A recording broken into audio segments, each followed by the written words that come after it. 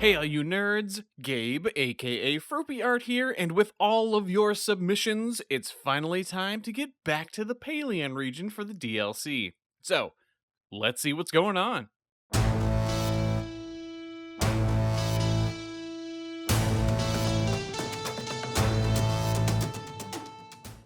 Honestly, things seem pretty stable in the Paleon region. Professor Psycad is successfully keeping an eye on the region as a whole, as Professor Ginkgo is still soaking up the sun in Alola. But it isn't long before your buddy Mal catches up with you. There you are. I've been looking all over for you. I've just discovered something that you just had to know about. Well, remember that time that we may have accidentally blew up Psycad and Ginkgo's old lab and let loose that hybrid legendary? Well, I was digging through the rubble and I found numerous references to another island. Apparently, when research was just starting out, they used this island as a large nursery to raise the newly revived species. When Professor Ginkgo started to lose control, the island was just abandoned. I asked Professor Psycad about it, but she told me to stay away from it because she's worried I might blow up another lab there. Gosh, you blow up one lab, people are so sensitive about it. Anyway, I'm planning to check it out. Are you in? You can't resist, and the two of you are able to borrow a boat and make sail for the small nearby island. From afar, you can just barely make out an overgrown building at the heart of the island.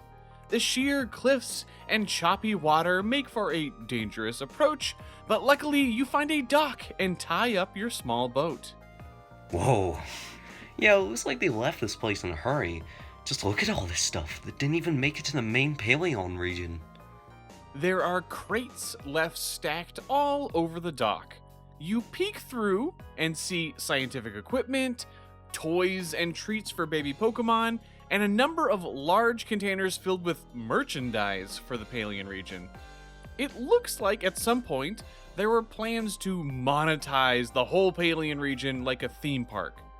As you look through the toys and lunchboxes, something rustles inside a nearby crate. When you go to investigate, it pops out and begins running around. Alright, time for the very first Pokemon selected from your submissions. And it was created by none other than Pewter City Jim. If you aren't familiar with Jim, he has his own Fakemon region series over on his channel that I will link down in the description below. The Sola region is just amazing, so go check it out. Anyway, Jim submitted a really adorable ghost type that I knew right away I had to have as the very first Pokemon. The design was pretty solid, and all I ended up doing was just making it a little bit more squat to give our overall deck some body type diversity. But enough explanation, let's meet our very first Pokemon. This is Ghostume, the mascot Pokemon. Initial plans for a recognizable Paleon region character mascot were abandoned, and a number of rubber suits were left behind. Feelings of creation, determination, and heartbreak coalesced into a spiritual ball of energy which is able to control the suits with its multiple arms. It is a conflicted creature, seeking crowds and wanting company, but still feeling betrayed. And its ability is Filter, and that reduces super effective damage by 25%. You would need to chase the little Ghostume between the crates, but every time you get closer, it shambles to another spot. So it would be a bit of a logic puzzle to get it somewhere where it couldn't run away and you actually get the chance to catch it. Whoa! What a resourceful Pokemon. Very interesting. I've got a feeling that we'll find even more new species. Come on, let's go. You follow Mal onto a road that is barely visible under the encroaching vines and weeds. In the surrounding vegetation, you spot Pokemon that you are all too familiar with from your adventures in the Paleon region, but you keep your eyes peeled for anything new. Crossing over a rickety bridge, you spot a playful Pokemon bobbing about in the water. Alright, Pokemon number 2! This first episode is going to have a lot more cute Pokemon, and it doesn't get much cuter than Proceleon Submission. They are such an amazing artist, and their submission matches my art style so closely that I didn't even have to redraw it. Now, if you haven't seen Proceleon's work, I will link to the Monosodes channel down below. But let's meet this little cutie, Ragdoli, the flop Pokemon. The body of Ragdoli is soft and malleable, allowing it to bounce back easily from physical trauma. It is an extremely gentle Pokemon that has adapted unusually quickly to human contact, causing speculation that human ancestors may have trained Ragdoli when this Pokemon originally roamed the sea, and its ability is unaware. So when attacking, the Pokemon ignores the target's stat changes. And yeah, oh, it's just so stinking cute. Oh, Ragdoli's so cute. As I suspected. There are additional species of Pokemon here that were resurrected but never made it to the main island when the operations were shut down. I really want to make it to the lab we saw at the centre of the island, but it also wouldn't hurt if we went out of our way to document all of these new Pokemon either. You continue into the dense jungle. The Pokemon on this island are all of a very high level, and you're finding it tough to make your way through. Luckily, a helpful Pokemon waddles out of the bushes and offers you a berry. Yes, time for even more cuteness. I got this little submission from Donnie K9, who is a pretty talented artist, and I'll link to their DeviantArt page below. But I loved seeing a mono grass type based off of the fossil tree Zamites. I rounded things out just a hair to up the cuteness, but other than that, I didn't really have to change much. Let's go ahead and meet Zamini, the small sapling Pokemon. This tiny grass type is very hyperactive and happy. If it ever encounters a sad Pokemon, it will do whatever it takes to cheer it up. Along with its upbeat attitude, it is covered with incredibly tough bark, making it surprisingly sturdy. Trainers who catch Zamini are guaranteed to have a loyal companion, and its ability is Overgrowth. That powers up grass-type moves in a pinch, which is actually kind of useful when you have decent bulk. Yeah, the small Pokemon is quite tough and not afraid of you. And peering out of the jungle nearby, you can see something is watching you, and ensuring that you mean little Zamini no harm. Ah, that's right. Donnie K9 actually submitted a 2-stage design. And little Zamini gets to turn into a powerhouse of a grass type. With some pretty minimal tweaks, we've got another feminine design, which the region definitely needed more of, and one with stats that would make it a serious threat. Alright, here is Zamidame, the Zamite tree Pokemon. Scientists believe this could be the ancestor of Trevenant and Executor. Its body is covered with a durable bark that makes it incredibly difficult to damage. When it is feeling lonely, a Zamini pops out of the leaves on the top of its head. Reasons as to how this happens are still unknown, and its ability remains Overgrow. Now, it's up to you if you would want to try and catch either of these two. Zamidame certainly looks like it means business. You continue on, though, and end up passing over another bridge. The boards creak under your feet, and yet again, you see something new swimming just under the surface. You lean over the edge to get a better look. What's this? A submission from good old DeadBedSpread?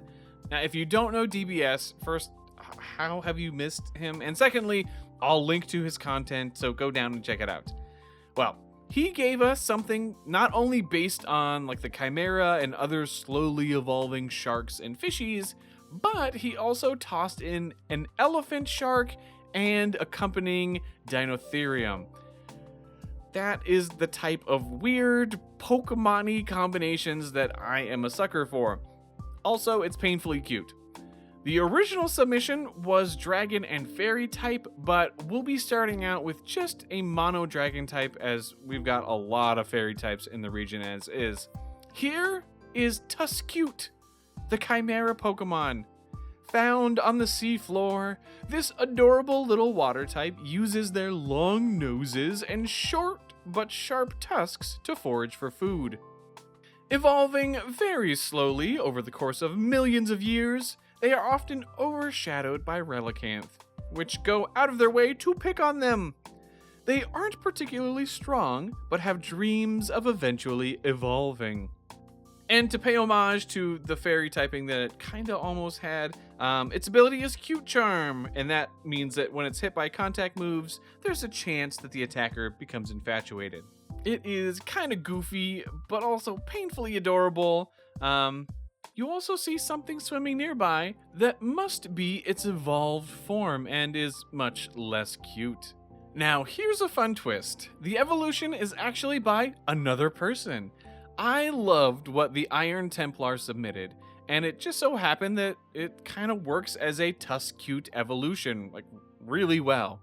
Iron is a newer artist. I'll link to his Instagram, but he has already shown a lot of potential. And I just love the inspiration and execution so much that this kick-butt design had to make it into the region. It's also fun because, just look at it. It could easily be dragon, dark, electric, water, or steel, so it was really nice to be able to use it to balance the types for the DLC.